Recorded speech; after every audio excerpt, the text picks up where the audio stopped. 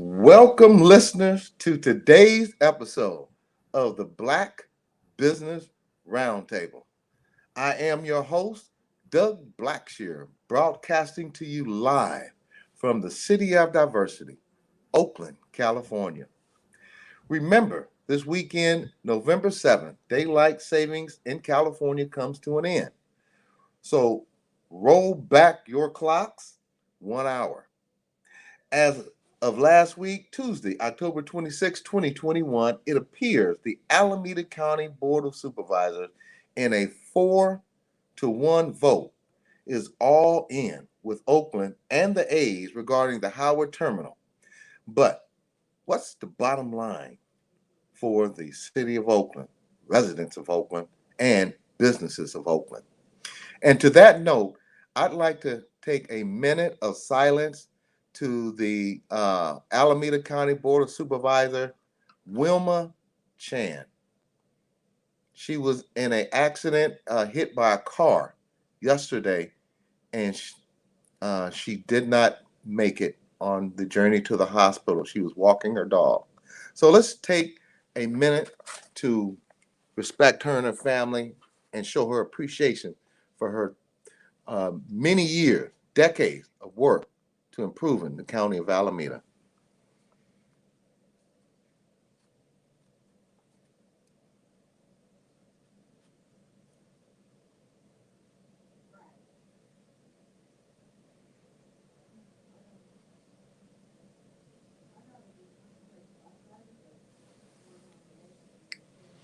Thank you.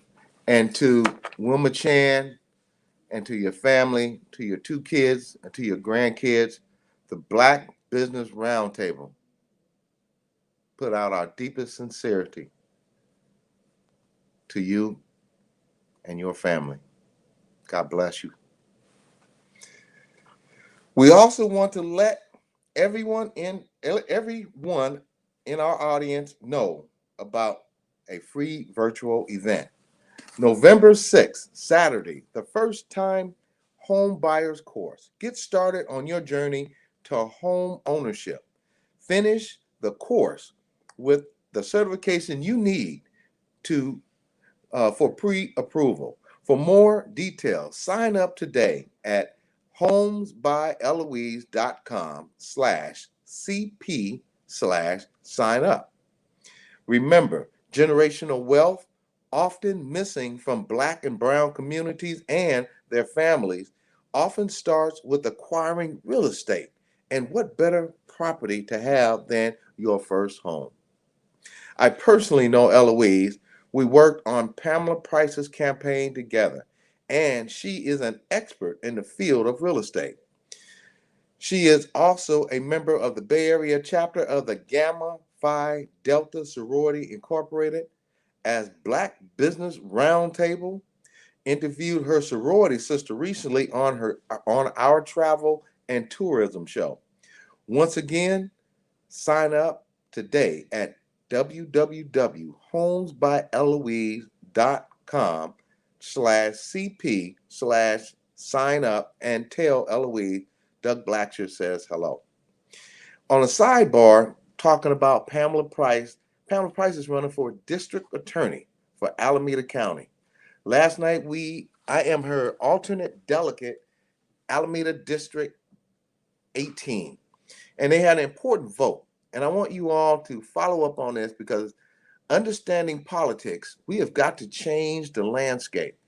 There was Pamela Price came on 9/9, September 9th, 2021, and she has a issue with the last election with unethical behavior, utilizing government time to do political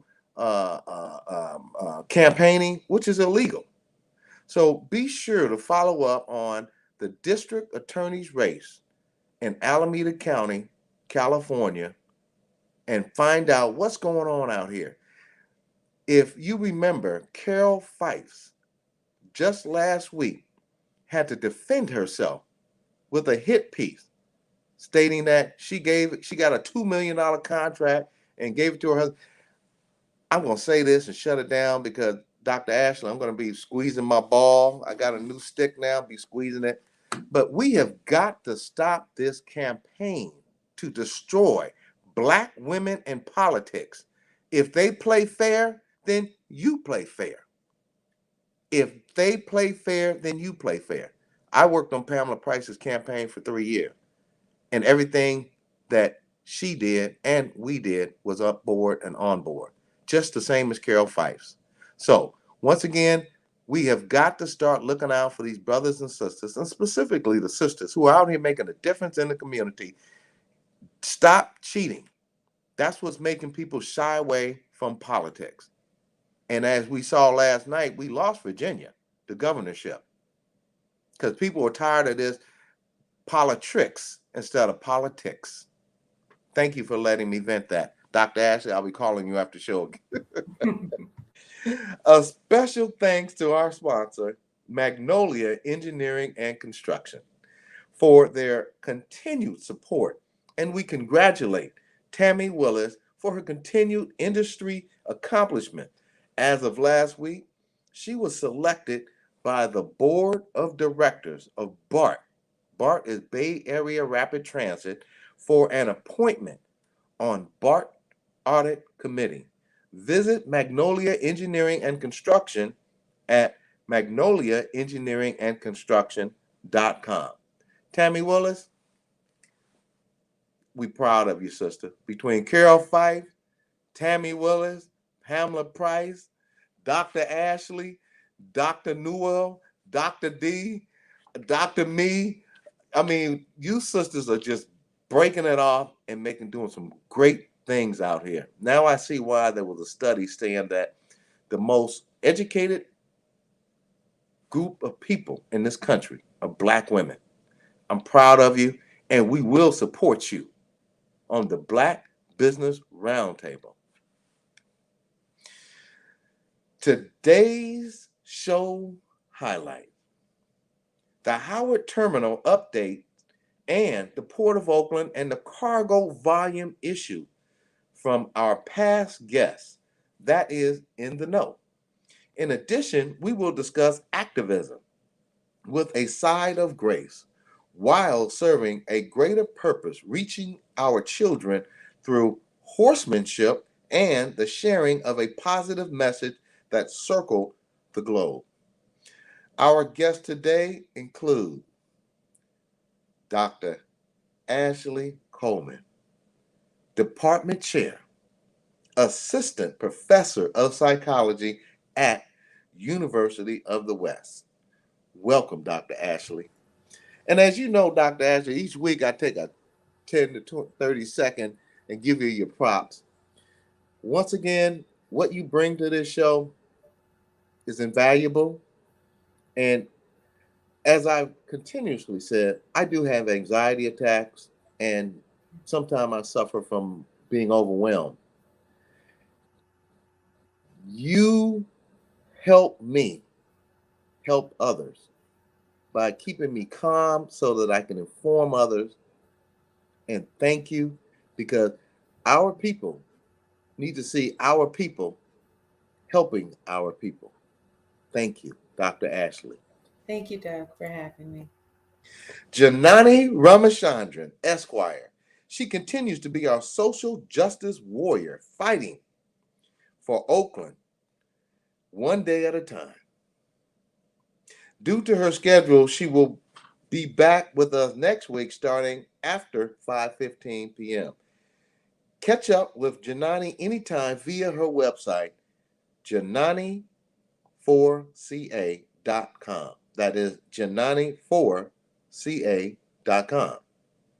And Instagram at Janani4ca. I don't know if you guys have noticed, if you're living on the Pacific coast, whether it be down in LA, Long Beach, or up here in Oakland, California. They have just put out a study showing that the ships are backing up in the LA and Long Beach Bay, just like you see the traffic on the streets. So we asked our next guest, Trent Willis, current president of the ILWU, Local 10.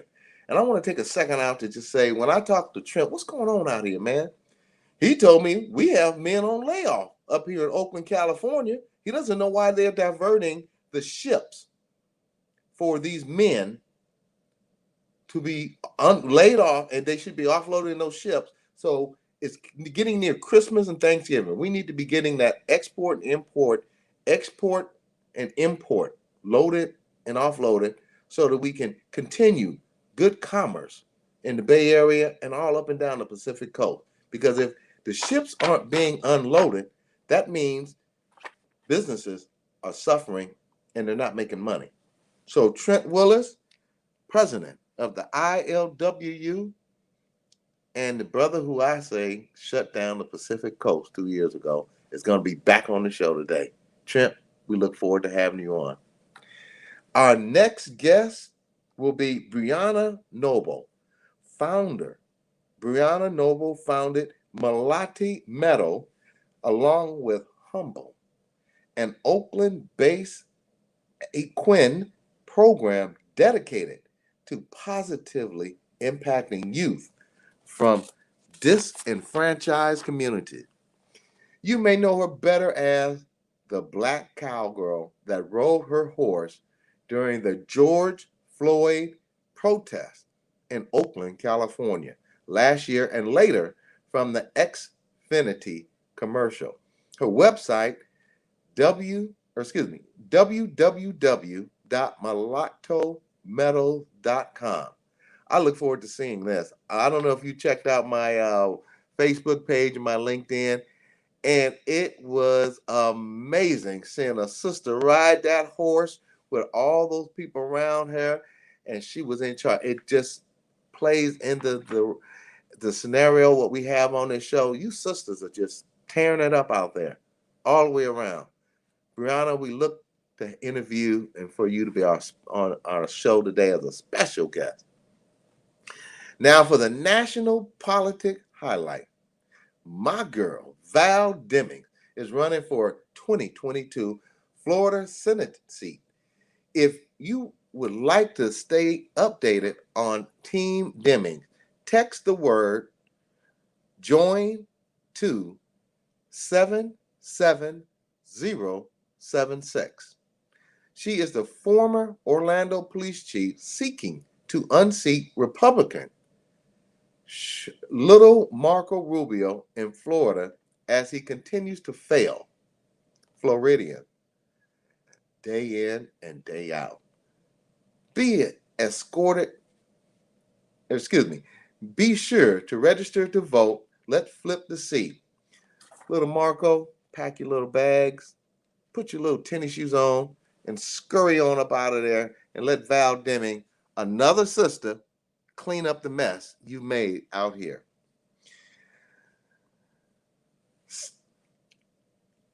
Stage and back to the stage of his personal backyard. Val Demings for the 2022 Senate. Her tag is never tired. Election date November 8th, 2022. Learn more on Instagram at Val Demings. And now for the news of the day. Dr. Ashley, please take it away. Thank you. Thank you, Doug. So we want to thank the Equal Justice Initiative for providing the daily reminders of history. And I know that it's not always easy to hear about racial injustice, but we know it's important to understand history so that it doesn't repeat and we can learn these lessons. So on this day, November 4th, 1890, Mr. Benjamin Ryan Tillman was elected governor of South Carolina. An outspoken white supremacist, Mr. Tillman created his identity as a politician based on white supremacy, promising and a deep commitment to blocking any educational opportunity for Black people and advocating for violence against Black voters. Concerning the education of Black people, Mr. Tillman quoted, "When you educate a Negro, You educate a candidate for the penitentiary or spoil a good field hand. That is not easy to read. Mr. Tillman's political career began after his involvement in the 1876 Hamburg massacre, where white men rioted and killed 9 people in a predominantly black town in South Carolina. In his campaign, he promised to keep the state's black population in a position of permanent inferiority. In his inaugural address and throughout his administration, he emphasized white supremacy and the necessity to revoke Black Americans' rights. And again, he served 2 terms as governor, but more importantly, this person was able to be elected after being involved in the killing of 9 Black people. He served as senator as well for South Carolina in 1895, served in this role for 24 years. He was a staunch opponent to Black equality and women's suffrage. And again, his philosophy helped shape the era of oppression and abuse among Black Americans throughout the South. And a statue honoring him still stands on the grounds of South Carolina State's capital. You know, Dr. Ashley, I admit this every show, and I'm going to continue to do that because it takes a real man or real woman to admit when they have issues or when they have a problem. And when I allude again, if you had a cavity, you'd be going, oh, I got to go see a dentist. Or if your leg was broke, you'd go look for a doctor. On Thursday, audience, I get anxiety, I get overwhelmed. And one of the premises that has allowed me to continue to reach almost our quarter of a century show. Do you realize, Dr. We've almost done 25 shows, wow. But it's having the mental fortitude, the mental strength. And when I look every Thursday on this show, except when the 2 Thursdays you weren't here, I put your picture right here next to me, like, okay, I got a picture there. So I know she'll take a vacation, but I got your picture.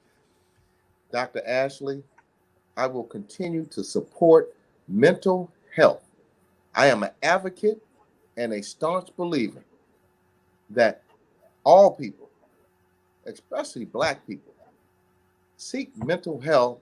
And if you feel anxiety, overwhelmed, don't go to a bottle, don't go to drugs, go to your doctor, your psychological doctor, your doctor of psychology. And to that note, next up, our weekly check-in with our very own Dr. Ashley Coleman, Doctor of Psychology. Dr. Ashley Coleman, please take it away. Thank you again. Thank you, Doug. I'm so excited for our guest on the show. I know last week we started talking about the holiday season, which is on the horizon, and how to give back or how to be active in our communities. On the Black Business Roundtable, we're very passionate about advocacy, service, uplifting our people and whomever, uplifting humans in general, where we find them. Before I kind of get into how we can be active, I think it's really important to just consider this time of year. This has been a hard pandemic, 18 months or so, and we're going into the holiday season. And we talked last week about contributing service wherever we find it. As far as mental health goes, I do want to bring attention to, we've talked about anxiety, we've talked a little bit about depression, we've talked about PTSD, but I do want to educate our listeners briefly on seasonal affective disorder. The acronym is SAD. And SAD is is a mental condition that people, it's not officially in the DSM, but it's similar to depression, but it's like a lighter grade depression where people may notice that as the seasons are changing, as it's getting darker earlier, again, as people are starting to kind of get into this hibernating mode, that you may experience some lulls in your mood. Nothing is necessarily wrong, but kind of feeling blah as you see gray. Noticing that it may take a little more oomph or effort to get through the day. And so there's some things that you can do when you notice these symptoms coming on. And this is just in wholeness and wellness. So first is, even though I'm not a physician, I always advocate as a psychotherapist for vitamins. And so vitamins are really important. We know that, for instance, vitamin C and D, that African Americans specifically can be deficient at times. There are lights you can look into that can give you that to kind of like mimic sunlight and natural light. There is aromatherapy. I encourage you to get into the smells that you like, and this doesn't have to be expensive. Some people like lavender, some people like vanilla, some people like citrus. So that can even be cutting a lemon and bringing that into your bath. Go ahead, Doug. I had to comment on that. I just started burning candles over the last 6 months to a year, Mm-hmm. and they have a candle called. I'm not advocating for anyone to go out or any special candle name, but it's called Calm. Mm-hmm. And I noticed since I've been Calm or eucalyptic, but the Calm, since I've been burning that scent. Mm-hmm. Okay. I had to share that because you saying that and me burning the candle. Now I see why I'm a little between you and the candle. I'm cool. So calm, absolutely. Candles, eucalyptus is another soothing smell. So just trying to think of creating an environment that can be as uplifting as possible.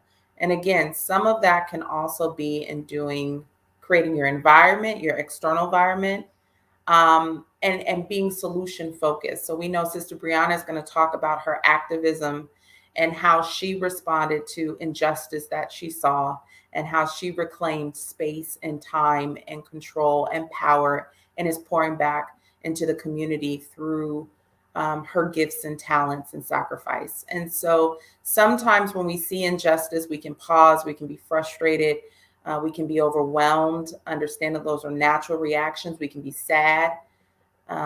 We may even think, what's the point? This has been going on for so long. But we can pause there, and then we can rally and unite and really think of how can we answer some of the calls and questions. What can we do better in the community? Often we are the answer that the community is looking forward to receiving. So I just want to encourage our listeners to, one, take care of your health. Again, we're seeing a rise in substance use, a rise in a sense of hopelessness, an increase, and unfortunately, in people taking steps to harm themselves. Doug? And I wanted to interject real briefly on that because in the Black community, drugs have been put in with, and I'm following on Carol CM, Council Member Carol Feist, when she talked about crack been putting into the Black communities, heroin be put in the Black community. Can you expand just a little bit about the change in the season, the hopelessness, and the drugs and alcohol that's put in Black communities? Because once again, without having a doctor of psychology to explain these things that are going on in our head, we gravitate to something stupid like substance abuse, etc. Can you talk just briefly about that so we can get those people who are getting ready to grab that fifth of Old English or vodka or Scott and go to the gym? I think I posted this week. I went to the gym and started doing stretches and getting my body together so my mind can be together. Thank you, Doc. Sure. And I know it can be frustrating for people, or people don't understand why someone can engage in substance use. But, again, people are very resourceful. Often when we talk about crack cocaine, I'll say this briefly again. Crack cocaine is from cocaine, a form of cocaine, which is a stimulant, which is a mood booster. Um, it's just that the consequences of its use, the reason why people used it to party, to stay awake, to suppress appetites and other uses of those stimulant drugs, people want to party. But again, the consequences, what goes up must come down. And so it's important for people to know, as a mental health professional, I'm often asking people what's the function of their use. Alcohol is a depressant, but before it's a depressant, it's a number. So people may experience some elevation in mood, i.e., happy hour, and then come down and then feel numb. And so we have to ask ourselves, if you want to feel numb, what type of pain is there? Pain medicine, opiates, heroin, and the likes are numbers. Again, so it's just really important for us to ask ourselves, what's the function of the use, and open yourself up to go to therapy to learn healthier adaptations on how to achieve that type of, again, endorphins, or increases in some of our neurotransmitters that are responsible for mood. Dopamine, which cocaine mimics. I'll say serotonin, which is responsible for our mood with regard to battling depression. So again, there are some healthier alternatives out there. It's not too late. But if you see the risk factors of isolation, of feeling numb, wanting to numb out. Some people are numbing out with substances. Some people are numbing out with Netflix. But it's just really important to try to do the best you can to take care of yourselves and to reach out to your support network as safely as possible. Dr. Ashley, that is the type of information that our audience can take back and not only help themselves, but identify problems with family, friends, and even enemies. Because at the end of the day, audience, let me be perfectly clear when I say this. You have many white people who have substance issues, who have drinking problems, but they have the money to get the psychological help to understand, like Dr. Ashley just helped us understand, the ups and downs of using these drugs, and also how you can become dependent on these drugs. Because let's be perfectly clear here. There is no, I can't think of any blacks who are flying opium in this country or heroin. So some of that is by design to put it in the black community to weaken it. Go see a psychologist when you can't sleep, when you have anxiety, when you have depression, when you have overwhelm. And doctor, before we ask you to acknowledge our Doni Glover and our sponsor, can you articulate just real briefly how one could get the same type of stimulus by talking to, example, you, doctor, versus going and getting drunk and getting high and messing up? Thank you. I think often people are looking to be understood. People are looking to have a non-judgmental place where they say their truth. And oftentimes it can be hard to open up to the people around us about the traumas we've suffered, either through fear of judgment or just not wanting to push one's problems on another person. Again, everyone is right now kind of going through something. So it can be nice to have an unbiased opinion where your business is going to stay there, and also a trained professional that has skills to help you get better. You can bounce back from substance use. You can rebuild your life. It just takes some concerted effort. Invaluable information. Doctor, can you acknowledge our sponsors? And we want to bring Mr. Trent Willis and let him tell us on what is going on the Pacific coast. And with the Pacific coast, we're talking down from Mexico up to Canada. Thank you, Dr. Ashley. Absolutely. Thank you, Mr. Doni Glover of BlackUSA.news. Want to invite our listeners to tune in to our other shows on the network, Chap Friends on Mondays, Party Marty Let's Talk on Tuesdays, and a special thank you to our main sponsor, Magnolia Engineering and Construction, whose vision is to further the presence of Black women in the construction and engineering industry through key partnerships and building contracts in the municipal, government, and transportation sectors.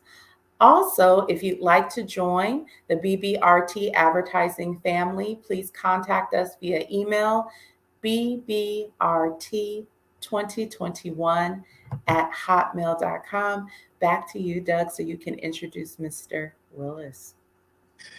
And I hope that you all stay till the end of the show.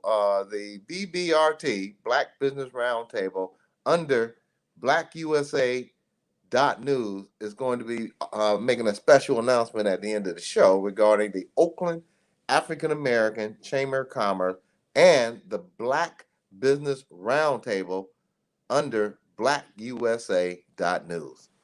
To that end, I would like to bring back Mr. Trent Willis, current president of the ILWU Local 10. Let's light it up with a 15-minute conversation to update our audience on the Howard Terminal and the Port of Oakland cargo issues. Let's just tell it like it is, Trent.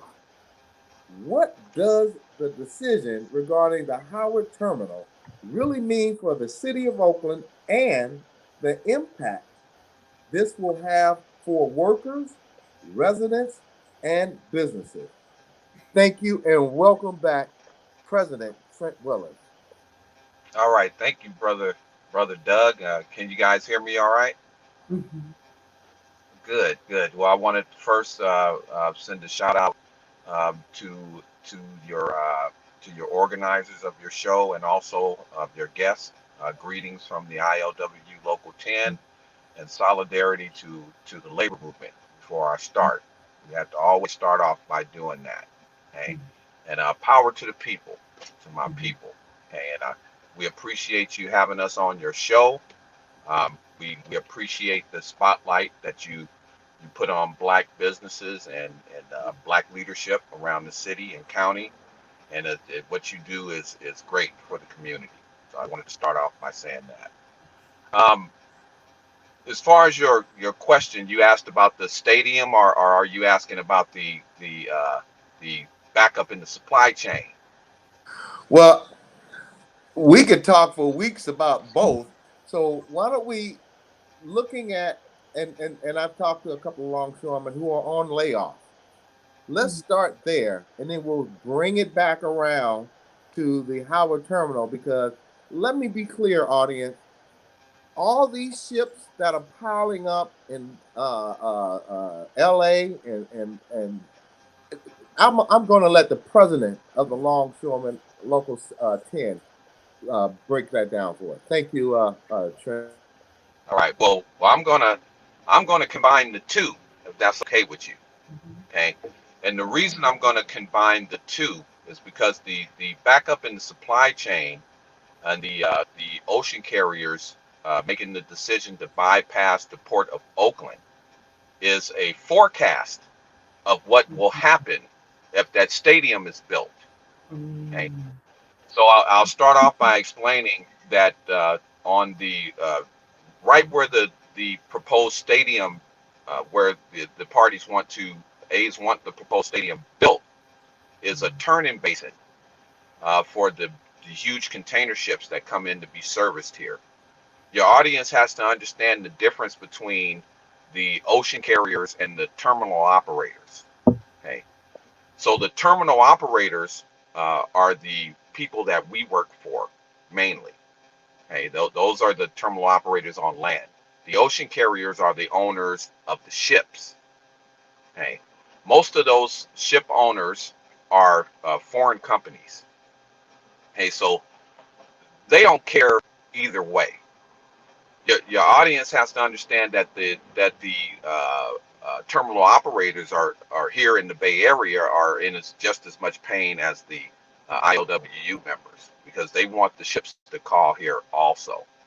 Okay, now when you talk about bypassing the Port of Oakland and San Francisco, you're talking about a decision being made, and this is what we're hearing, that the ocean carriers some kind of way have lost confidence in the Port of Oakland and San Francisco, and this is the reason why they were bypassing the port. In other words, they were some kind of way nervous that their ships weren't going to get serviced correctly or on time, or there was going to be some kind of problem here in the Bay Area with servicing their ships. Okay, this is the same concern that they have about the ballpark, the stadium. Okay, so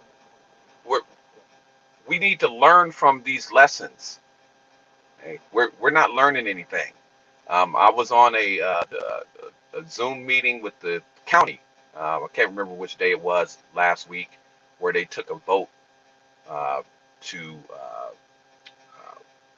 supply money for the project from the county, and the county supervisors, I think they voted, was it 4-1 to approve this measure.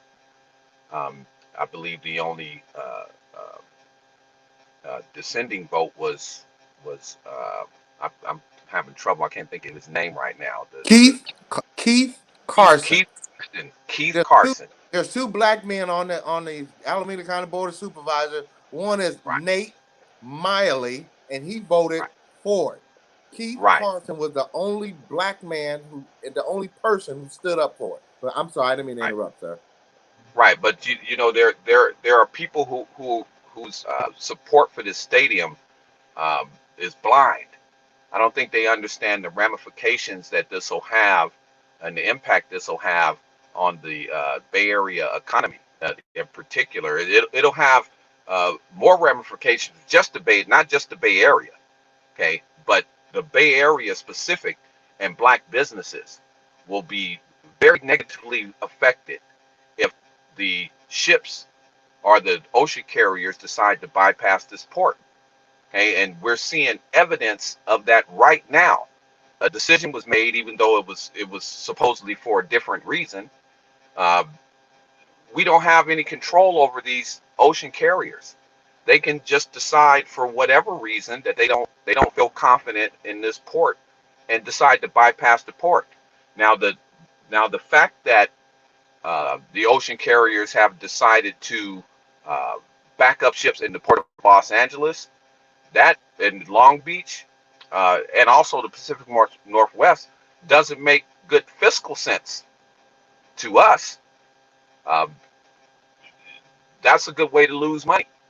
I don't see how they're making money with cargo sitting out in the water, not being delivered to customers. Another bad thing is that you have empty store shelves, and you have people waiting for supplies.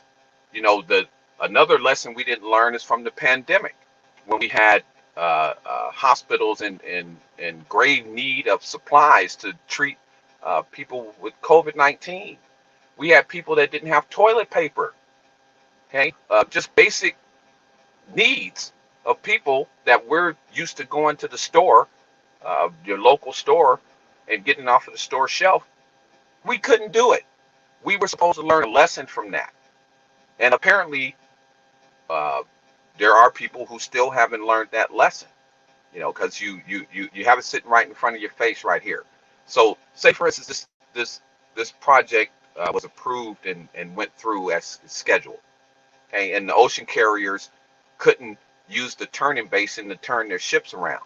Well, then they'll make the decision to bypass this port, okay, and then all of these people hooping and hollering about how great this stadium project is won't be able to go to the store and buy basic necessities. And then they'll be, oh, well, what's happening? Why are the store shelves empty? Why are for the same reason they're empty now? Because the ocean carriers won't come here. That's why. Okay, so people need to understand that. Now I know that on the surface, a lot of the arguments you hear in favor of the stadium, they talk about it's going to provide jobs, and it's going to beautify the city.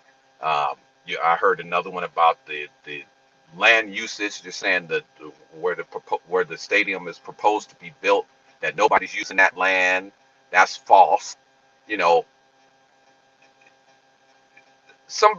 I believe that we have elected officials that are working on their legacy, instead of looking out for the in the best interest for the people. And it's just not a good idea. And all of the signs, we're seeing why it's not a good idea right now. I mean, actively as we're talking, we're seeing why it's not a good idea. Okay.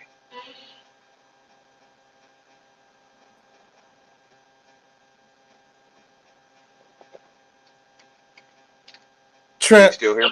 yeah. I gotta ask you something, man. Oh, Dr. Ashley, go ahead. I'm so excited to have Trent back because everything you just said, there's a few politicians, including the mayor of Oakland, who went to different cities to try to get them to sign on to allow this, put pressure on the Alameda County Board of Supervisors to make this happen. So if you can talk, if you know anything about that, talk briefly about that, because I am disheartened by what she's doing and by what you're saying, because it's affecting Black commerce. And me being, and I forgot to tell, I have to say this, Dr. Ashley and Trent, Black Business Roundtable just joined the Oakland African American Chamber of Commerce. And that was my secret I was going to tell at the end of the show, but there's something more than that. But can you talk a little bit about that, Trent? If you know, the mayor of Oakland is out soliciting other mayors to pressure the Alameda County Board of Supervisors to have this Disneyland Fisher Family Fun Park that's going to hurt, if not destroy Black commerce in this area. Thank you, sir. Well, I think it's a sign of desperation myself, because everybody understands the inner city politics. That means the inner city politics in Oakland, and how that relates to the outer city politics, meaning the county, because the county represents all of these cities that you just named: San Leandro, Alameda, uh, Livermore, all of these counties, cities that don't have anything to do with the inner politics of Oakland. Okay, so in other words, the people in Oakland and what they want don't matter. Okay, we're going to go to the outskirts. We're going to get the people that live way out in Livermore making a decision about my job here in Oakland. Okay, and you're right. It is very disheartening and very disgusting, because what does a person that lives way out in Livermore know about what needs to happen here? Okay, the citizens of a city know best what should happen in that city. Okay, what are you going to have? What are you going to have? You're going to have, which Donald Trump was trying to do. You're going to have Russia making decisions for the United States. Okay, you're going to have Canada. You're going to go to Canada when you can't get something pushed through. You're going to go to Canada and get the premier of Canada to support you. I mean, it doesn't make sense. Okay, so you're trying to get the county to kick in money. Okay, you almost have to go and get the support of the other cities to get that to happen. The only thing is that other cities should not be influencing what's going to happen in Oakland. Okay, that's ridiculous. It's like a slap in the face for the citizens of Oakland.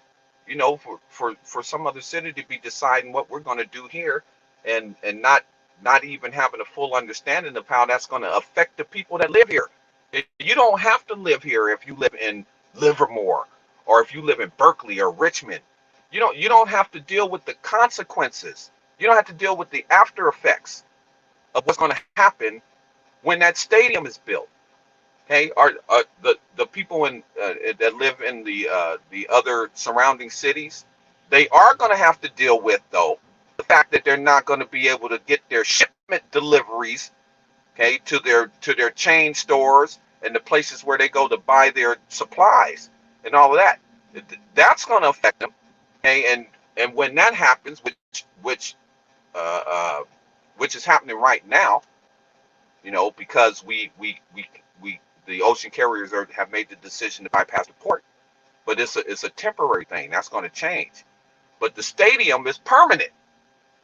Okay, so if you can imagine how business around here is feeling right now, okay, but knowing that there's a light at the end of the tunnel, how businesses in the Bay Area will feel when that is permanent. Okay, if you can imagine what we were going through as far as consumers during the pandemic, could you imagine? Well, and I don't want to sound like the pandemic's not still happening. However, if you can imagine how it will be all the time, you can pretty much make this a ghost town if you go too far. Okay, because when ships can't come in here and offload cargo and also load back cargo, because you got a lot of business, you got the San Joaquin Valley here. The San Joaquin Valley does a lot of exports to Asia. Okay, that comes from this port here. We call them the BCOs, the beneficial cargo owners. Oh, they are in an uproar. They can't get their cargo on ships and to Asia to meet their what they've agreed to, business wise with their customers, and it's a big mess. But the bottom line is, it's a big mess right now that can be fixed. If you put some permanent fixture there that's blocking ships from coming in here, then it's going to be a permanent problem. Okay, and people will have to start moving to where they can get supplies. That could make Oakland a ghost town. Okay, what about all of the property owners here? What about all of the property owners that depend on huge chain stores to come and move and open up businesses? What about all of the businesses that surround the port? Okay, could you imagine all of them closing? That could happen if you can't do business here. What about all these trucking companies here? Okay, if the port's closed down, where are all the truck drivers going to work and all of the businesses that surround the trucking industry? Where are all those people going to work? Where are all the warehouse people going to work? Okay, this is not just about the longshore workers. This is the port provides 84,000 jobs. Okay, now I know this is extreme what I'm saying, but could you imagine if 84,000 people were out of work like that? Okay, if you own a house or property in Oakland, and Oakland starts to become a ghost town, your property value is going to go plummet, going to go down. Okay, that's not going to just affect Oakland. That's going to affect the surrounding cities that in the county. Okay, this is not a joke. Okay, and we're seeing examples of it now, and that's why I started off by talking about learning from past events and current events happening right now. The pandemic and what's happening right now with the ocean carriers bypassing this port should be teaching us what will happen if we interfere with the business of that port. Okay. Now the ILWU is not just against this because it's going to affect ILWU Local 10 members' jobs. Okay, that's not the only thing that's going to happen. Trent, can I sneak in a question here? This is so powerful what you're saying. I want to go back to something that you taught me actually on your last visit here, where you gave the history of the Port of San Francisco. And I can't help but to wonder if Oakland is at a crossroads. And when I mentioned the Port of San Francisco, you talked about how that port was booming, and then San Francisco basically sold out for the luxury high rises and whatnot. And I'm just curious if city officials or beyond are kind of brainstorming this revisioning of Oakland being this, again, blue collar, hardworking, labor intensive city, to kind of make it San Francisco's little brother. I've thought of that, and you're absolutely correct. It's mirroring Mm-hmm. what I talked about happened in San Francisco. The Mm-hmm. only thing that saved San Francisco was the Port of Oakland. Okay, so the Port of Oakland uh, uh, takes in a lot of imports. These are things that and I don't want to get too deep into it because we'll get into a whole nother discussion. But Sure. there are people in San Francisco depending on cargo deliveries. I'm talking about businesses as well as individual families and people that depend on the Port of Oakland. Okay, now if the Port of Oakland was not here and San Francisco had done that, they would have been in a lot of trouble. Okay, because the next nearest port is the Port of Southern California, Long Beach and Los Angeles. Okay, and you see what's going on there now. So could you imagine if the Port of Oakland wasn't here and the citizens around here had to depend on the Southern California ports with the ships all backed up? Yes. You And I'm in order LA. something on. I'm in LA, Yeah, and just validate the stores, the shelves are empty, and every minute on the hour they are talking about the ports down here. So just wanted to validate that. Go ahead. right. And the supply chain is, it's a real tricky thing because the supply chain has a lot of arms that need to be working together. That's why it's called a chain. The link has to be working together. You know how they say, like, you know, don't be the weakest link in the chain, okay? Because you're going to affect the whole chain. Well, we got a lot of weak links in the supply chain that,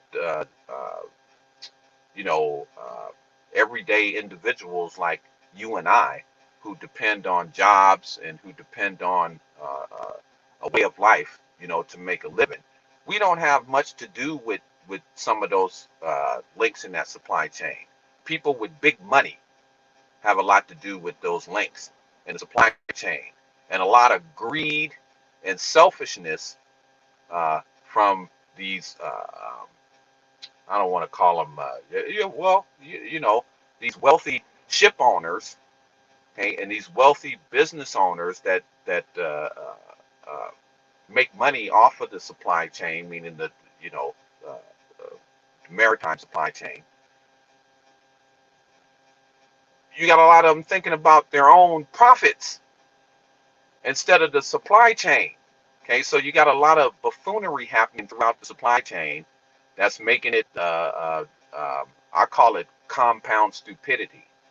Okay, so you can have something stupid happening, and then you can add on to that stupidity on up, and keep adding on to it until you got a big fat stupidity cake. And that's what we got now. Okay, because who would you think would make a decision to bypass a port where you have 1,600 workers ready to work these ships, and you're gonna bypass that port and go to another port that has where you got to wait behind 100 ships? Just, I don't even have to explain the rest of that. Just what I just told you is stupid. Okay, so that's a compounded stupid decision on another compounded stupid decision that was made before that. Okay, and then you have a problem. I'm dying to ask the question. Is it true that the Port of Oakland has people on layoff because there's no enough ships being unloaded and they're being diverted down south? Can you elaborate on that, sir? Thank you. Well, I don't know much about the Port of Oakland's actions in response to the supply chain clog, but I know that we have members in the ILWU who are casuals and Class B members who have felt the crunch of the supply chain backup. Okay, so in other words, we have people sitting in the hall that aren't getting jobs. Okay, because when you go from 400 jobs a day down to 150 jobs a day, you're gonna have a whole lot of people not working. Okay, and those people are gonna start depending on benefits to survive. Okay, and that's the beginning of what I mentioned earlier. That's the beginning of the making of a ghost town. Because what if you have people start leaving here? I gotta move somewhere where I can get a job. You understand? I gotta move somewhere where I can feed my kids. I can't live in Oakland. Okay, a house in Oakland is almost $2 million, right? And you mean to tell me you're gonna stop the most important industry in the Bay Area just because? Because some of the reasons that I've heard that the ocean carriers have made this decision, they don't make sense. And I mentioned one earlier. They said that it's been all over the news. We don't have the confidence in the Port of Oakland to to service our ships. Okay, why is that? Okay, why is that? Okay, and I can tell you why some of that is. And I talked about it the last time I was on your show, because we have to deal with the terminal operators and our employers that represent those terminal operators. And I told you about how hard it was for us. We had to fight constantly for training on heavy equipment. We've had to fight for additions to our list, meaning bringing in new hirees. And during that fight, wasn't much getting done until stuff hit the fan. Okay, so you can either be reactionary or you can be proactive. Okay, the ILWU is proactive. This is why 5 years ago we were telling the employers, hey, you need to, well, actually more than 5 years ago, way before I even came in office. The last time I was in office was 2005. We were telling the employers then, you need to train our members to operate the heavy equipment. How do you think this job is going to get done if our members aren't trained to operate the equipment? Okay, so you got members operating the equipment right now. Every year goes by, those members get a year older. Right. Okay, so eventually they're going to retire. Okay, Right. so if you're a proactive person, you're thinking about that. Members get hurt sometimes on jobs, and they can't do that job anymore. You have to think about that. You have to think about people who just naturally get older and can't operate the heavy machines anymore. You have to think about that. So eventually, knowing that that day is coming, you have to be proactive and train the newer members who are coming in. Okay, so our employers did not do that. They didn't listen to us, and they didn't do that. Okay, so what that caused eventually was a situation where we didn't have enough members to operate the heavy equipment to discharge and load the cargo off the ship. Okay, off the ships.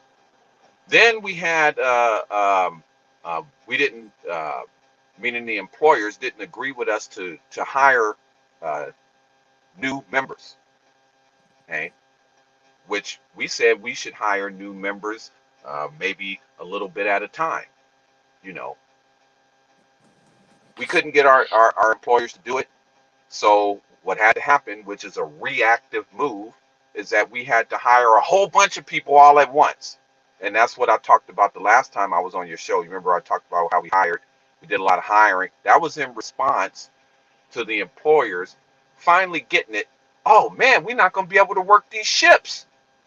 We got to hire some people and we got to train some people and we got to invest into the port. We have to invest into new equipment.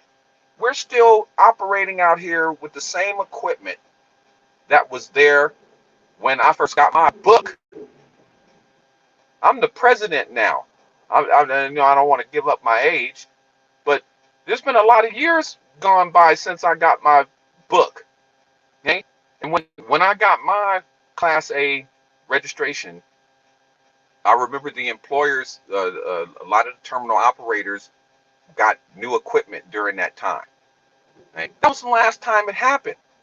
So if you can imagine the port working 24 hours a day with equipment, what's going to eventually happen to that equipment? It's going to break down. Okay?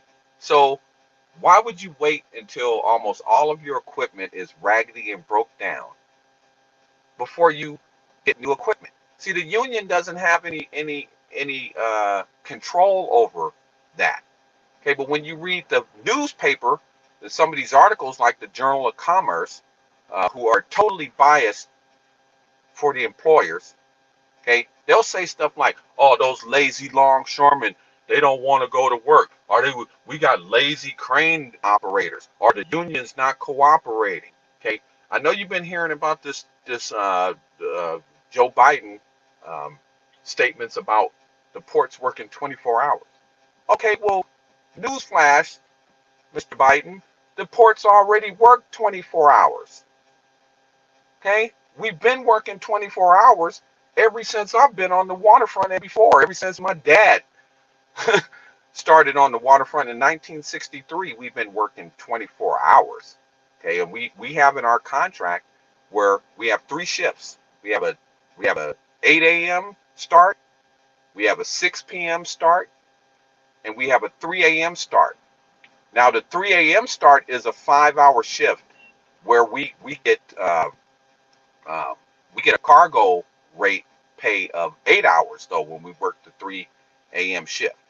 So it's a 5-hour shift from 3 a.m. to 8 a.m. Okay, but we get paid like we worked 8.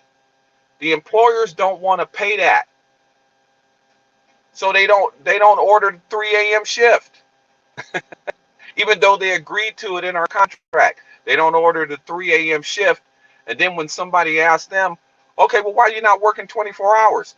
Those lazy longshore workers don't want to work. Okay, that's a lie. You're not ordering the 3 a.m. shift. Okay, so it's a lot of buffoonery going on here, and I'm just going to tell you like it is. It's a lot of people trying to pad their pockets.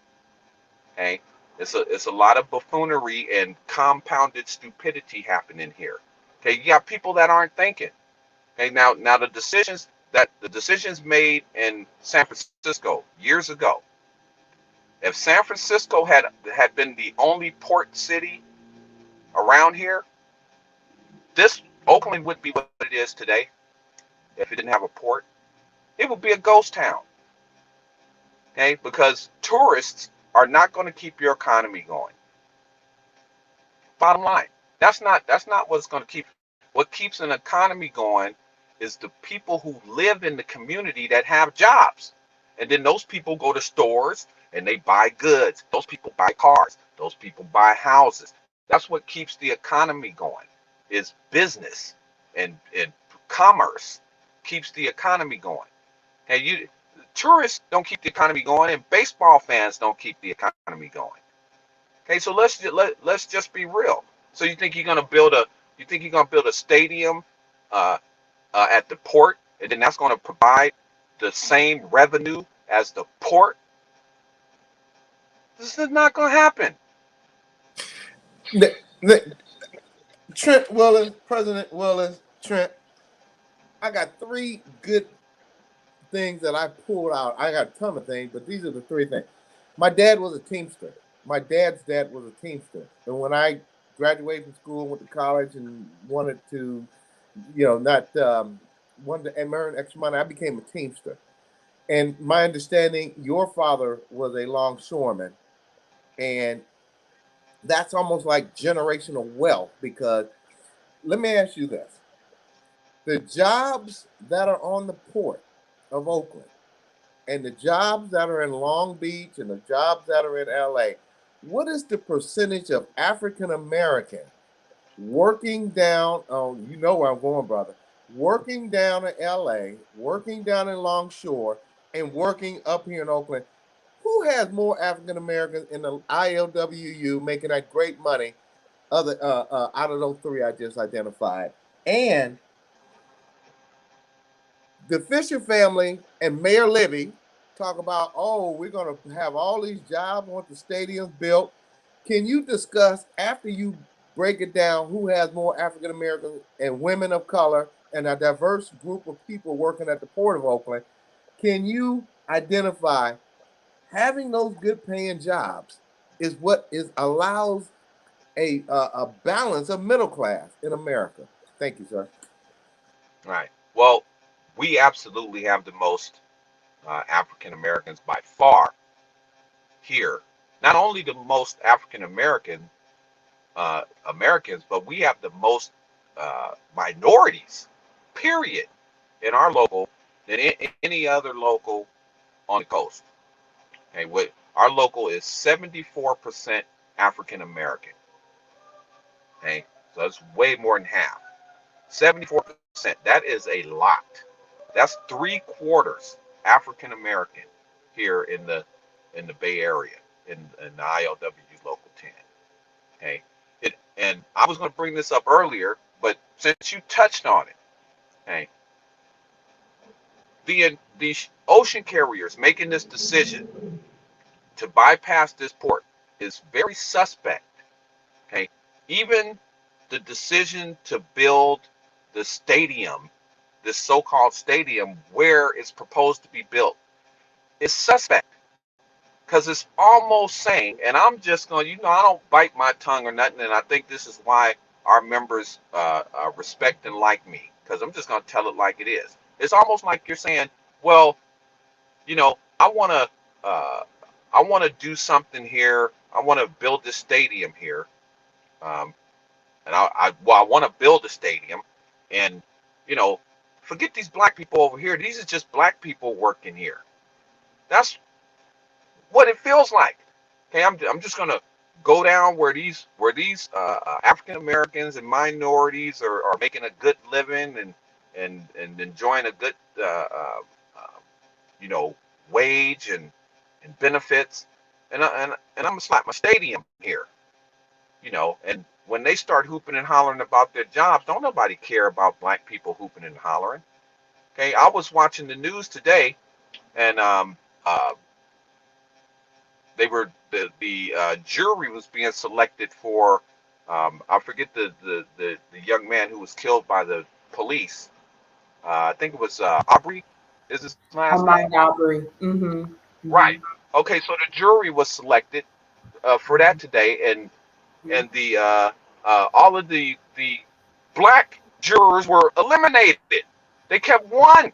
They kept one. Okay, so yeah, so you had all of these people on the news. They was hooping and hollering about it, and oh, that's not right, and but that's what we're always doing as black people. We're always pointing out. We're good at pointing out what's not right. Okay, but it's always happening to us. How many times that have you seen that happen? What happened today? It's almost like we don't even care if the black people hoop and holler, or what they got going on is secondary to what we want to see done. That happens to black people in this country. There's like a no empathy thing going on here when it comes to black people, and this runs rampant, in our society. It's almost like a numbness when something happens to black people. But you're not gonna go nowhere where it's a bunch of white longshoremen talking about building a stadium right in the middle of where they work. You understand what I'm saying?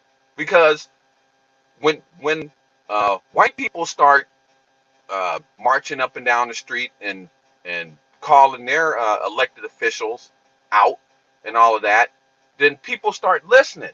Okay, but when it's black people doing it, it's like, oh, okay, well, it's almost like they don't deserve good jobs anyway. So, what the hell?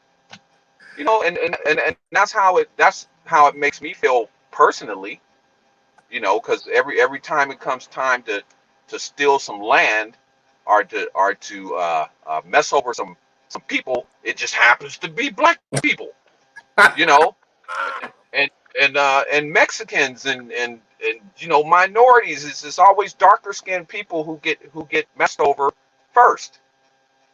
And unless I'm looking at something wrong, I know what I'm seeing out of my own eyes. So yeah, I know you'll have people, maybe even in your audience, that might disagree with me. But every time I turn around, look like stuff is happening to black and brown people here. When it comes to stealing or taking something from somebody. So Trent, I'm just letting know what it is. Trent, let me say this, man. I am asking you to come back next week because we have a lady, a cowgirl coming on, but we need to further this conversation. Just last week, we were talking to City Council Member Carol Fife, where she was being bad mouth and allegations of her husband getting some $2 million contract, and there's no paperwork, nothing. They just throw it out there nilly-willy. I pointed out, now, audience, I want you to hear me and hear me well. I pointed out last week, and I'm tired of it. Black people are on the bottom of everything in this world, whether it be economics, whether it be health, whether it be social, whether it be political. We're on the bottom. President Trent Willis, thank you. I don't know if you got to see last week's show, but thank you for piggybacking off of what I stated last week and what Council Member Fife stipulated last week. When you get a strong union president who's a black man, Trent Willis, you get a strong city councilwoman who's a black woman, Council Member Carol Fife, or you get a strong district attorney candidate running for district attorney. They try to blackball you, badmouth you, and say that you're not for the people. And audience, I'm gonna wrap this up by saying, if we do not start walking like the Asians, Hispanics, whites, and others, we're gonna continuously be beggars and carpetbaggers in this world, not in this country, not in this city, not in this state, but in the world. President Trent Willis. Let me say this before I leave. Okay.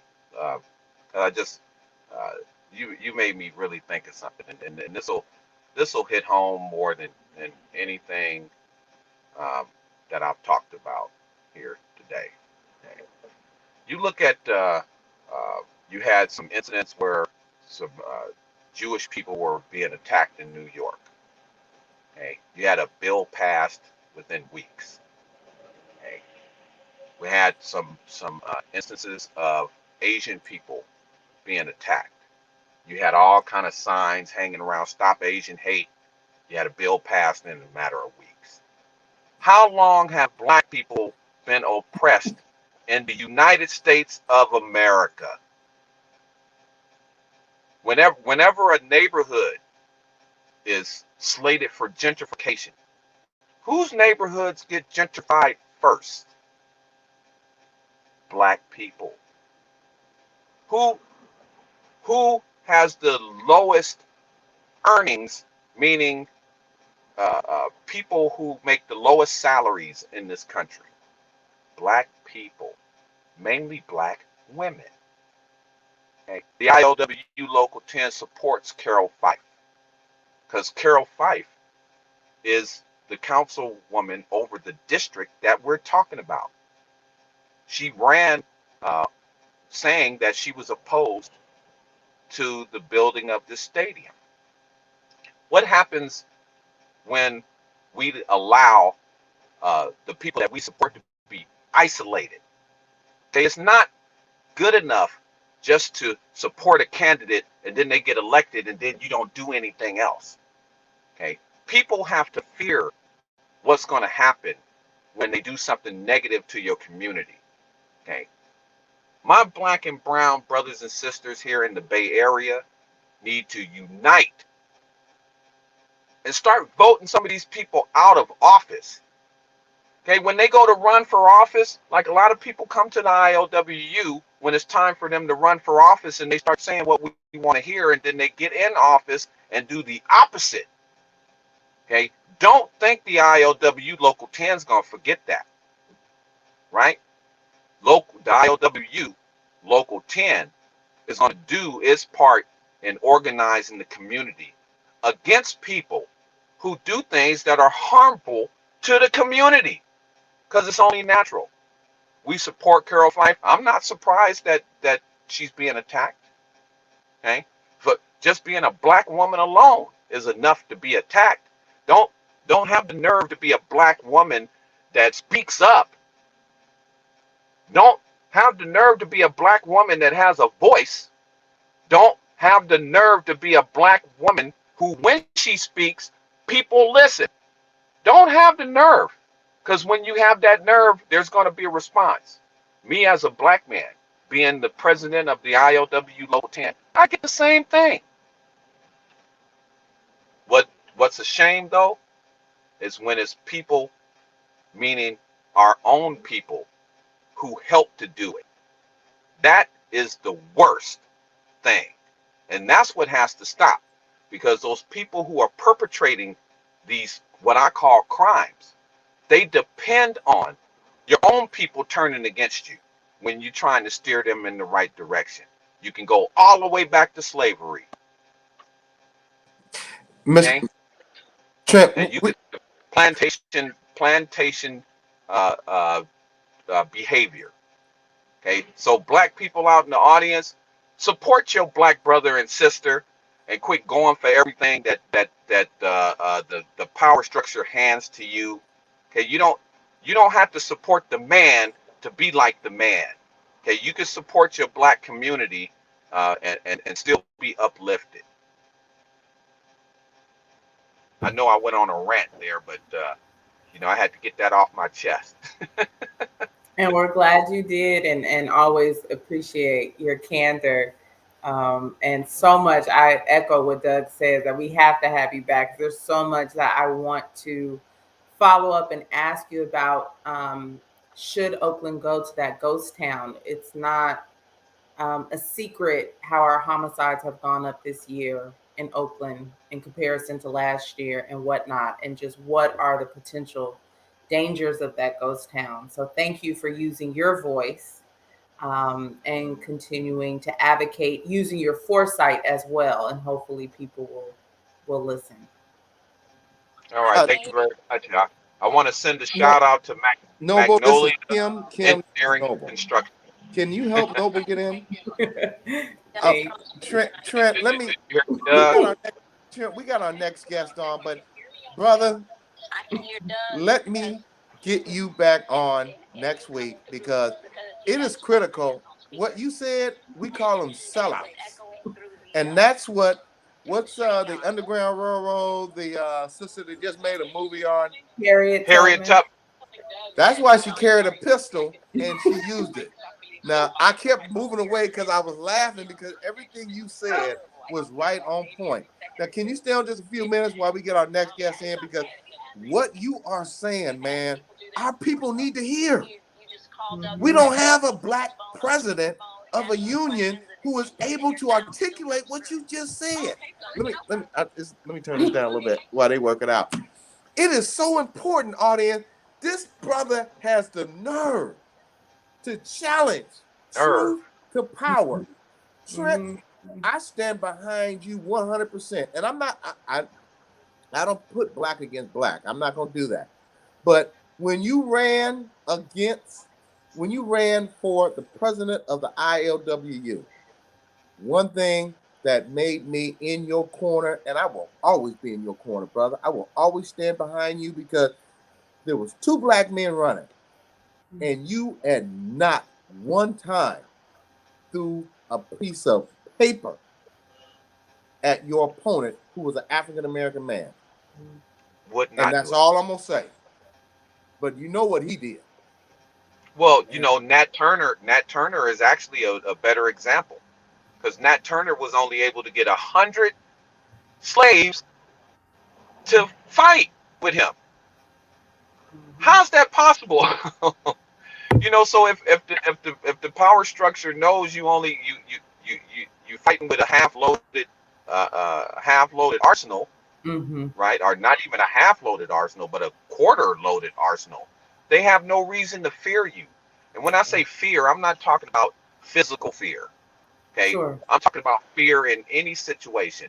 Like, for example, elected officials should fear the citizens that they represent, and fear them in a way to where they're saying, we have to do what these community people are saying. Okay, because if we don't, they're going to vote us out of office. If I don't do what those local 10 members say, they will vote me out of office. They'll get rid of me. Right. And I have a fear of that, not a scary fear, but I know that in the back of my mind that I have to represent them. These elected officials here, and I'm not talking about all of them. I'm not talking about Carol Fife, and I'm not talking about the elected officials who are like Carol Fife. But the other ones that you know who I'm talking about, they have no fear, because nothing is happening to them in response. Nobody's holding them accountable. Okay? And they need to be held accountable. It only has to happen one time. It only has to happen in one election cycle. Sweep them all out at the same time and see how much accountability you get after that. Okay? Some of them need to lose their jobs going against what the community is telling them to do. When you represent the community, you don't represent people and do the opposite of what the people want. Bottom line, you don't make bad decisions that are going to negatively affect the people you represent. That just doesn't, the people who put you in office put you in there to make their lives better, not to make their lives worse, or not to cozy up with billionaires. Okay, you're not representing that billionaire. That billionaire don't live in Oakland. Where does that billionaire live? I guarantee you it's not in Oakland. So how is this billionaire having an influence of what's happening in Oakland? Okay, the money and the people taking the money. And there's too many people that are ready and willing to take that money. And when our people, meaning black people, take that money instead of standing with the rest of the black people that are standing up for the community, that's what the man can always count on. Okay? Mr. Willis, President Trent Willis, our next guest is on standby. She's having a little technical difficulties, but I'm going to put on the phone. I got it right here waiting. But I'd like to say this. I'm going to talk to our person backstage and have them put you in, because this conversation needs to be had every week to enlighten the many, many, many people who look like the people on this panel here, that we have a lot of Uncle Toms is it illegal to call somebody Uncle Tom. So we just gonna call them Uncle Mikes and Uncle Micks and Uncle Bobs, because uncles are selling us out. And at some point, not to interrupt you, but we actually should stop using the term Uncle Tom, because if you do your research and learn who Uncle Tom really was, it's the direct opposite of when we call somebody an Uncle Tom. Uncle Tom wasn't really an Uncle Tom. Right. Yeah. Well, we welcome you back next week. If your schedule permits, we'd like to bring you on for another half hour or so, because it is critical, audience, that you understand we have got to start laying on our backs and crawling on our knees and start walking upright like proud Black kings and queens that we came from. We got sisters out there who are fighting by themselves, and we got brothers out there. Trent Willis, you are one of them, who are fighting for us. Let's start standing up with them and beside them and stop throwing them to the lions.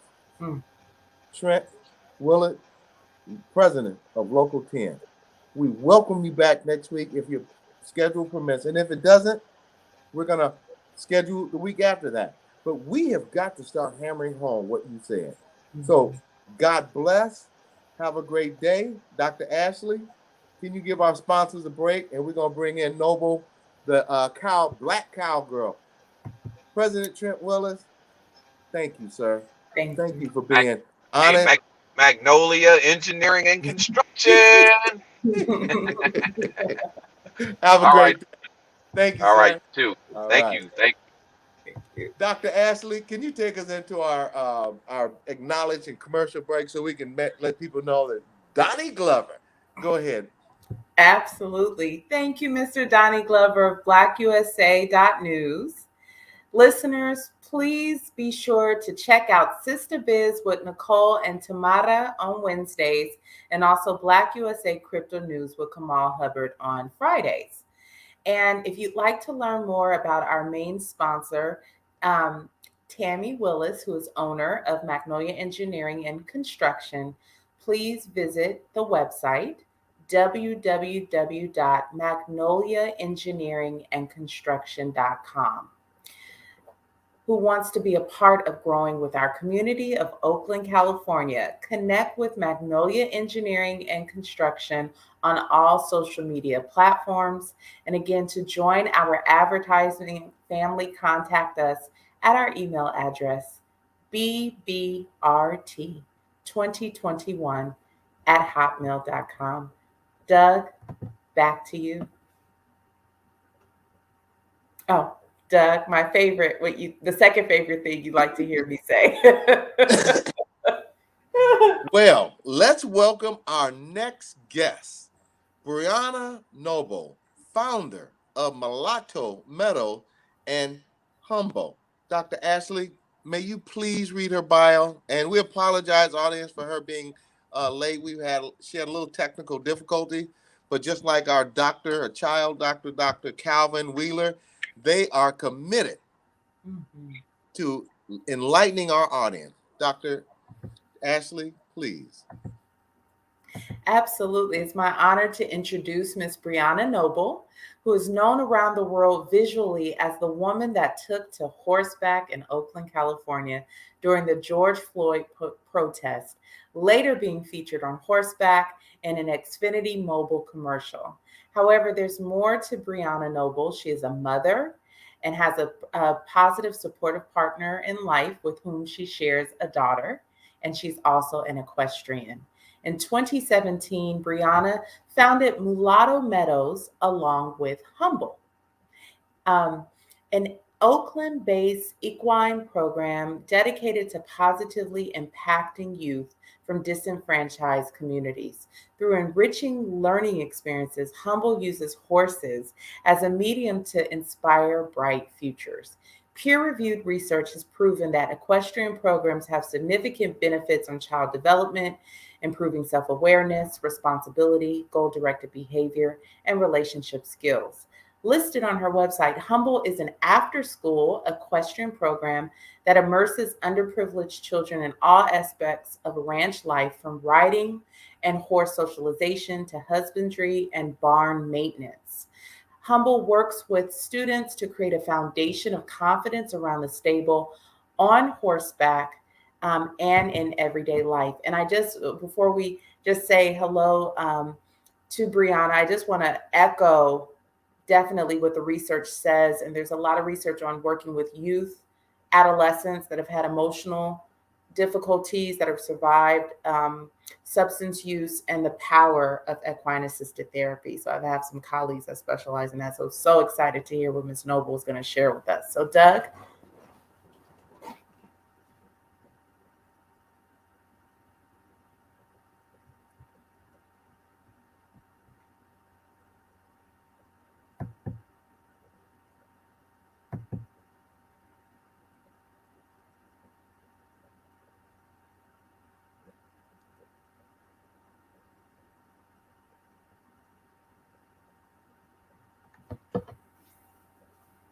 Okay, so we'll just give you just a couple seconds so that we can hear Brianna once you're able to dial in.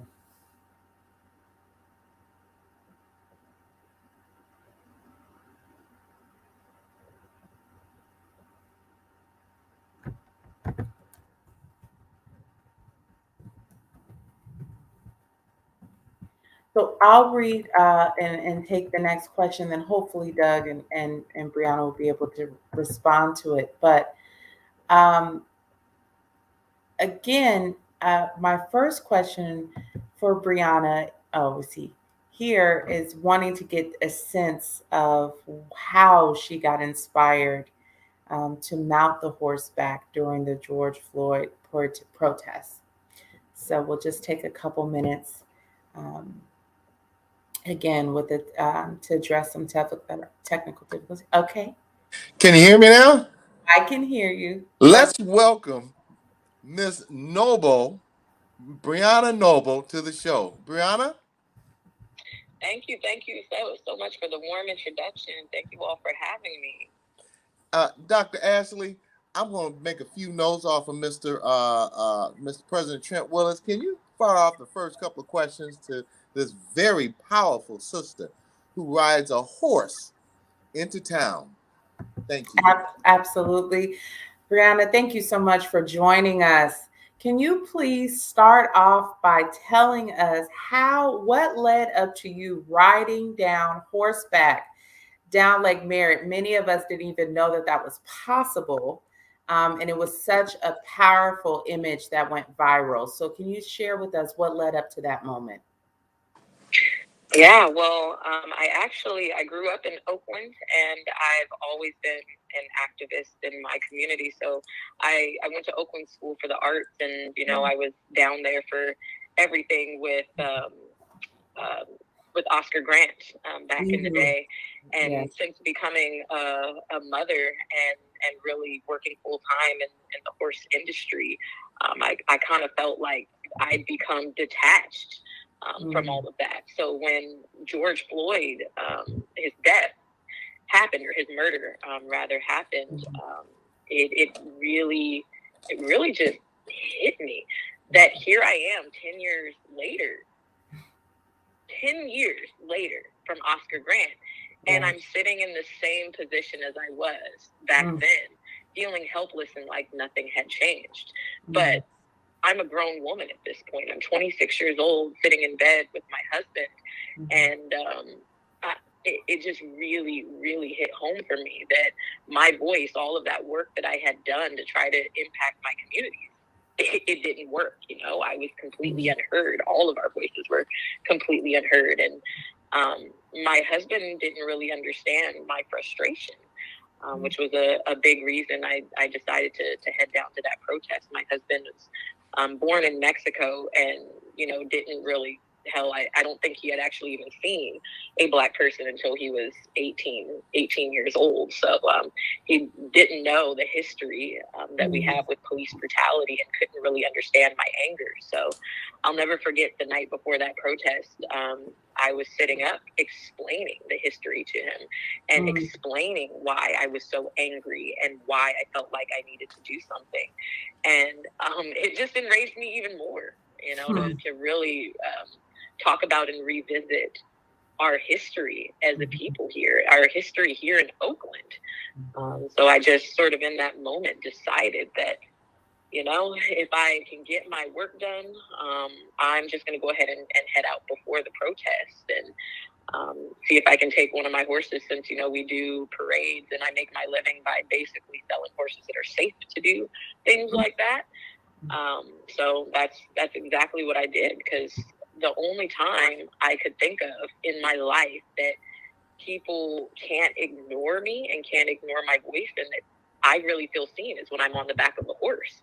Anytime I go somewhere, any place, and you see a Black woman on a horse, I get heads turning for whatever reasons, whether it's out of curiosity, going, wow. I definitely get people, the funniest comments I get is, oh my God, is that a real horse? And I'm like, nah, bro, it's a bunny rabbit.